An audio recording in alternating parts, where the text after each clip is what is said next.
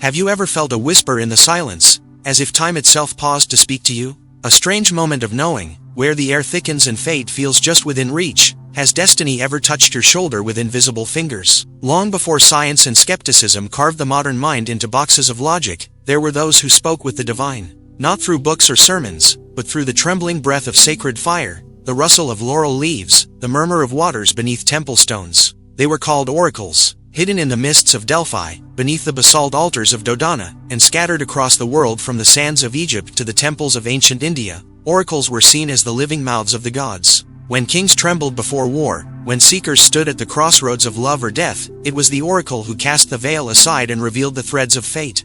But were these merely rituals of a forgotten age, or did the ancients uncover something we've long since buried beneath the noise of our modern minds? This is not a history lesson. This is a voyage into the lost science of listening to the cosmos itself.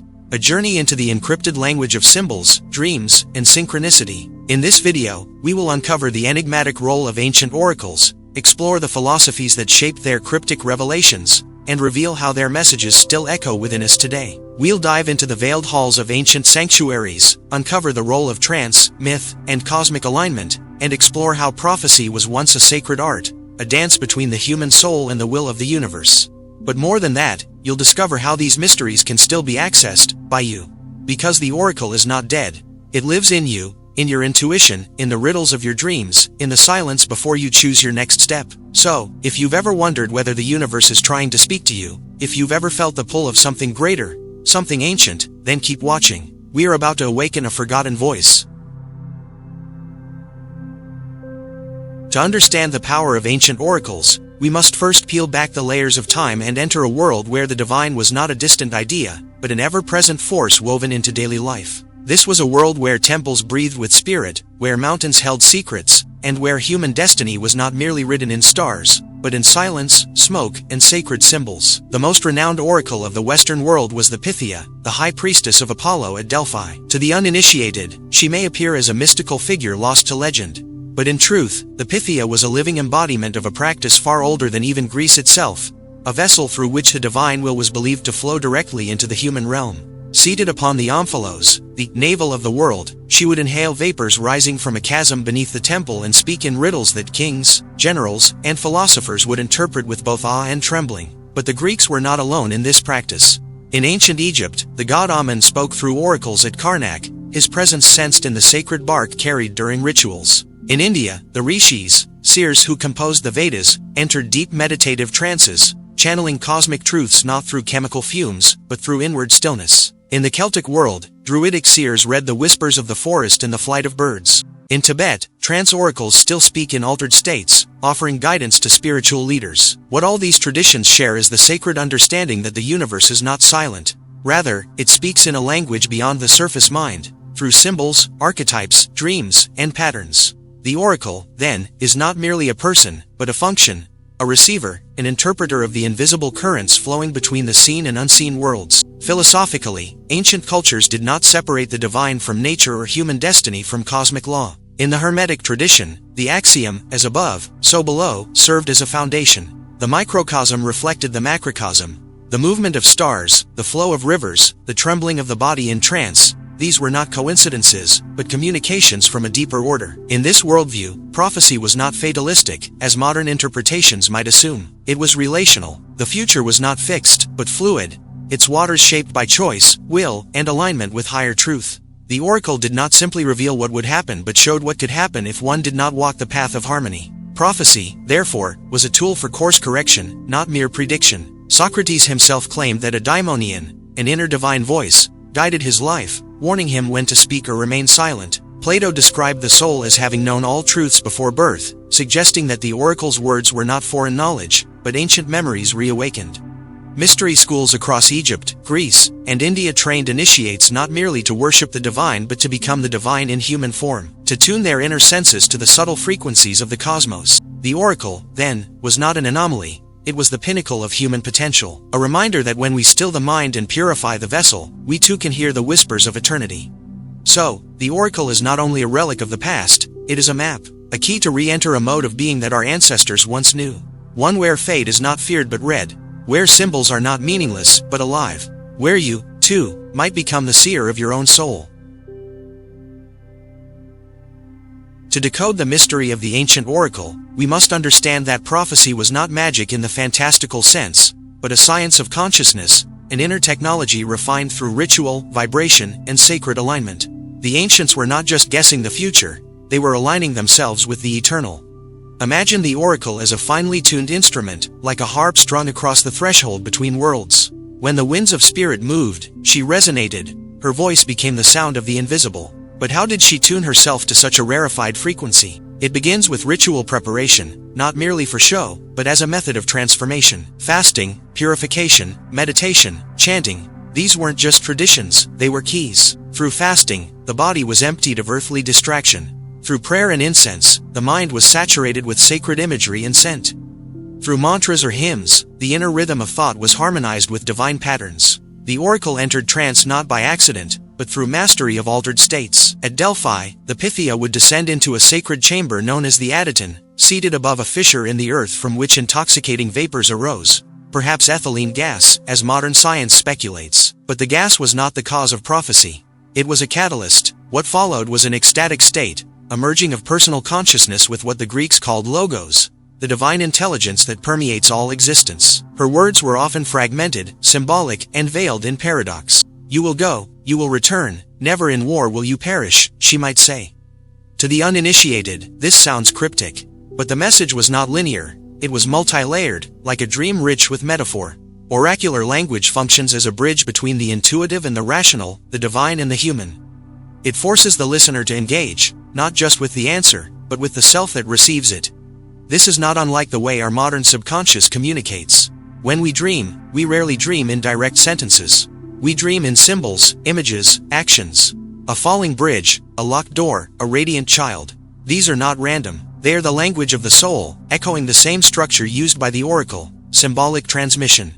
Moreover, the oracle's utterances were always contextual. They were shaped not only by divine inspiration but by the questioner. The one who approached the oracle brought with them an energetic charge, a magnetic field of emotion, intention, and karma. The oracle's prophecy did not simply reflect objective truth, it reflected the seeker's alignment with that truth. This is why approaching the oracle was itself a sacred act. You didn't just walk in and ask a question. You underwent rites, made offerings, fasted for days. You purified your inner world because the clarity of the message depended on the purity of the request. The oracle mirrored your soul. She did not just tell your fate, she revealed your alignment with destiny. Think of it like this. If the divine were a radio signal, the oracle was the antenna. But your question, your presence, was the tuning dial. What you received depended on how you approached the signal. In Eastern traditions, this idea is echoed in the practice of pratyahara, the withdrawal of the senses to sharpen inner perception. It is said that the deeper one goes into silence, the more clearly the inner oracle speaks. In this way, the ancient seers remind us that true prophecy is not prediction, it is perception. It is the ability to sense the deepest current of life and ride its wave. What the ancients understood, what we've forgotten, is that the future is not a fixed point ahead. It is a seed already stirring in the soil of the present. The oracle sees not what will happen, but what is already forming, just beneath the surface.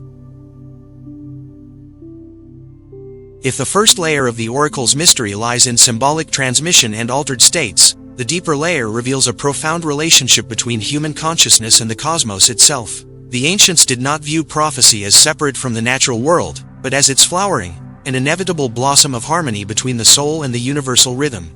To truly understand this, we must step beyond the psychological and into the esoteric. In many ancient systems, the future was not discovered by the oracle.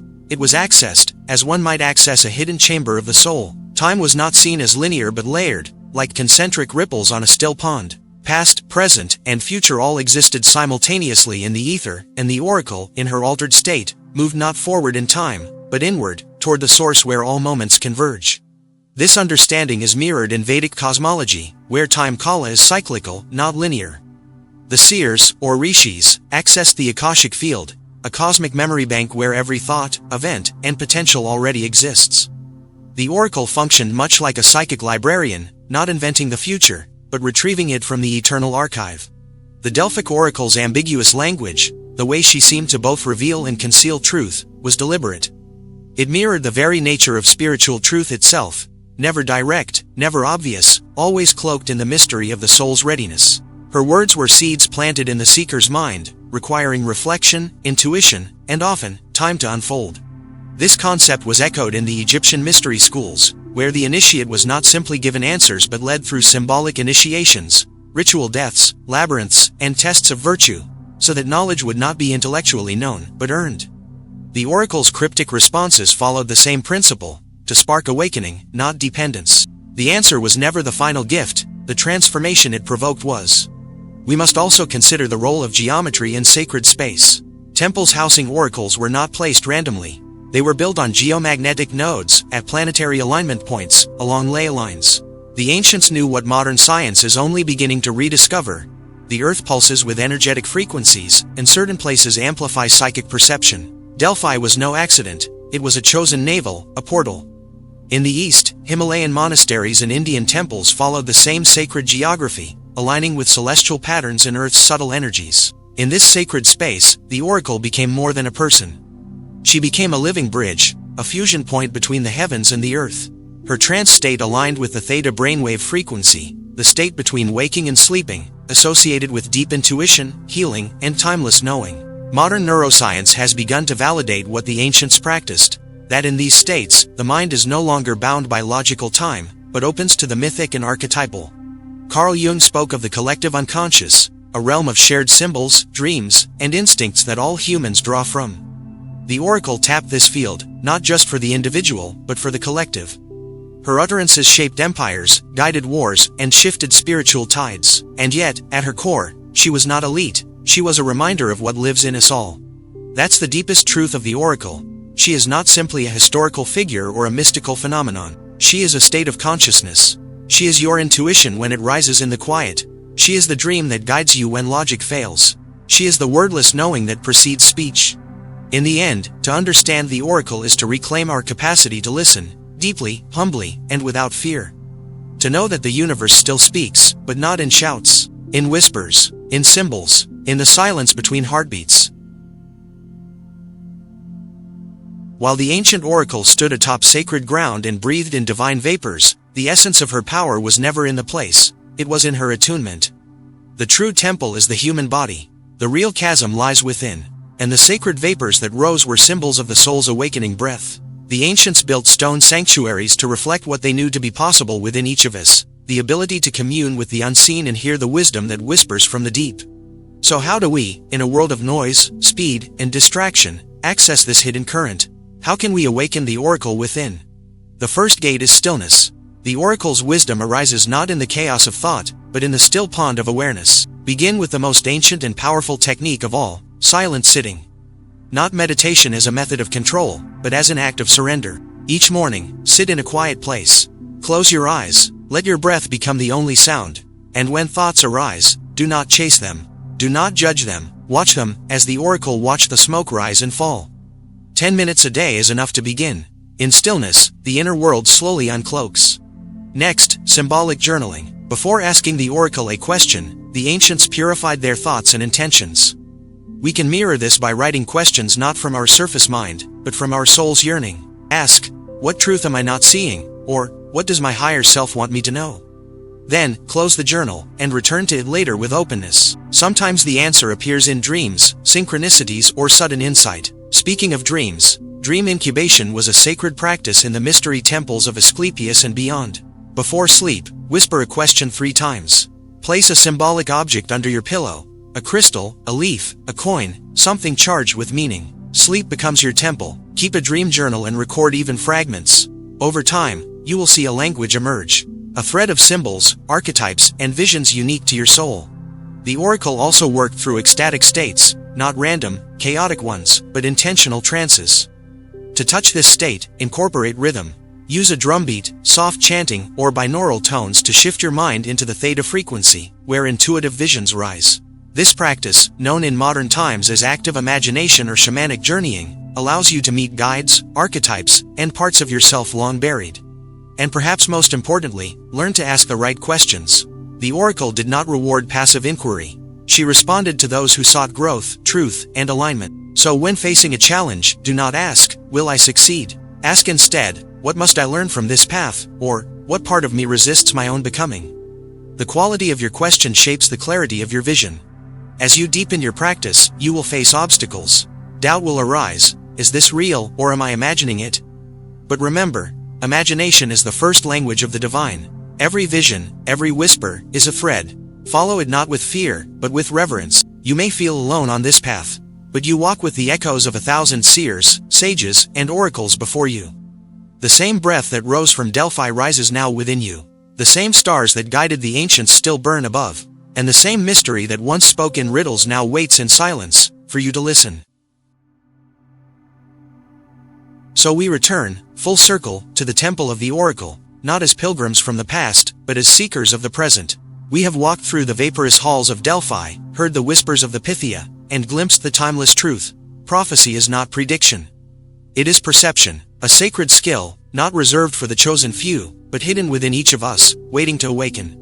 The oracle taught not by handing out certainty, but by guiding us into the deeper layers of our own consciousness. She revealed that the future is not fixed, but fluid, shaped by the questions we dare to ask and the truths we are ready to see. In her cryptic utterances, she invited us to step beyond the surface of events and into the architecture of meaning. We learned that oracular power begins with silence, deepens through symbols, and speaks in the rhythm of our intuition. The sacred rituals of old, the chants, the visions, the trances, were all ways of cleansing the lens of perception, so that the eternal might be glimpsed in the fleeting. Today, we stand not in marble temples, but in the temple of the heart. The tools remain: stillness, attention, symbolic awareness, and the invitation remains open. Will you become the oracle in your own life? Will you learn to listen before you act, to see beyond what is seen? The answer is already within you. It always has been. Thank you for walking this path with us, through myth and mystery, through history and spirit. If this journey stirred something deep within you, if it awakened a spark of ancient remembrance, we invite you to nurture it.